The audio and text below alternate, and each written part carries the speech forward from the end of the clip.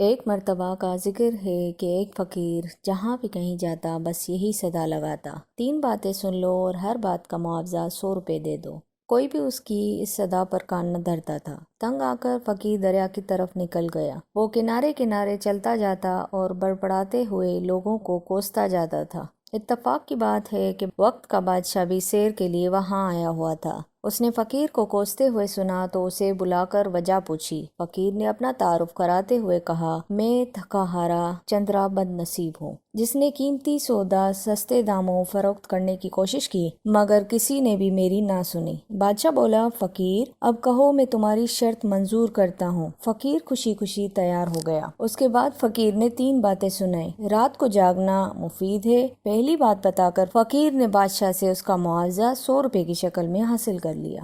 دوسری بات، آنے والے کی تکریم کرنے میں بھلائی ہے۔ دوسری بات سن کر فقیر نے بادشاہ سے مزید 100 روپے لے لیے۔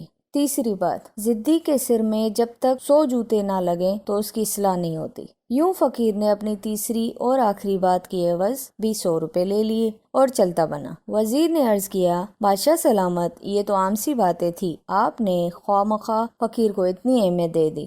بادشاہ نے کہا، بات کو نہیں دیکھتے، بات کے انجام کو دیکھتے ہیں۔ اب تینوں باتوں کی حقیقت معلوم کرنے کے لیے بادشاہ بھیس بدل کر رات کو محل سے نکل پڑا۔ اسے 2 عورتوں کی آواز سنائی دی، ایک ہنس رہی تھی اور ایک رو رہی تھی۔ بادشاہ نے باہر سے آواز دی، وہ بولی، کون؟ بادشاہ نے کہا، پہرے دار۔ وہ کہنے لگی، جا چلا جا، میں ہنس رہی ہوں، میرا نام تدبیر ہے، اور جو رو رہی ہے اس کا نام تقدیر ہے۔ بادشاہ نے اندر جھانک کر دیکھا تو خوبصورت عورتوں کے چہرے دکھائی دیے۔ دونوں نے کہا، اس ملک کے بادشاہ کو شاہی باغ کے پیپل کا سانپ ڈس لے گا، جس کے باعث بادشاہ کی موت واقع ہوگی۔ بادشاہ وہاں سے رخصت ہو کر سیدھا اپنے محل میں پہنچا۔ اب وہ اس بات کی صداقت کو پرکھنا چاہتا تھا۔ اس نے شاہی خزانے سے صدقات و خیرات کی تقسیم شروع کر دی۔ وہ سانپ کے متعلق سوچ رہا تھا۔ اس نے پیپل سے محل تک راستہ بنایا اور اس پر کپاس بھجوا دی۔ اس راستے کے دونوں طرف پھولدار پودے لگوائے اور سانپ کا انتظار کرنے لگا۔ ایک خاص وقت پر سانپ پیپل کی شاخوں کے درمیان سے نکلا اور اس نے زمین پر چھلانگ لگا دی۔ محل تک کا راستہ سانپ نے انتہائی آرام سے طے کیا۔ سانپ اس بندوبست سے بہت خوش تھا۔ محل میں پہنچا تو بادشاہ نفل پڑھ رہا تھا۔ سانپ نے پھنکارتے ہوئے اپنی آمد کا یوں اعلان کیا، اے زمین کے ٹکڑے کے بادشاہ، میں آ گیا ہوں۔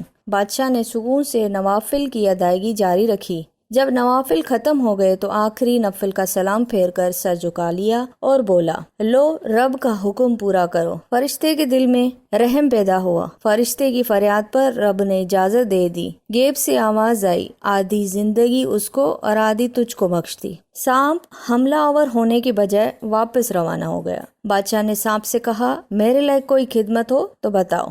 سانپ نے جواب دیا، خدمت وہی ہے جو غرض پوری ہونے سے پہلے کی جائے۔ بادشاہ کو رات کو جاگنے اور آنے والی کی قدر کرنے کا صلہ مل گیا۔ اب فقیر کی تیسری بات آزمانے کا وقت آ پہنچا۔ دوپہر کے وقت بادشاہ اپنی ملکہ کے ساتھ 7ویں منزل پر بیٹھا تھا۔ نیچے شہر دکھائی دے رہا تھا۔ یہ وہ زمانہ تھا جب جانور بھی انسانوں کی طرح بولتے تھے۔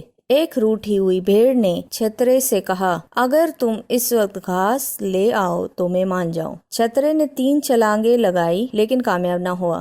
بھیڑ گھاس کے تقاضے پر مسلسل اڑی رہی۔ چھترے نے پہلے تو بہت منتیں کی کہ گھاس کو بھول جاؤ، باوجود کوشش کے نہیں حاصل ہو سکتا۔ تنگ آ کر چھترے نے اپنی جلد کو جھاڑا اور پھر بھیڑ کو ایک زوردار ٹکر دے ماری۔ بس ٹکر کا لگنا ہی تھا کہ بھیڑ نے درد سے نڈھال ہو کر سر جھکا لیا اور ضد ترک کر دی۔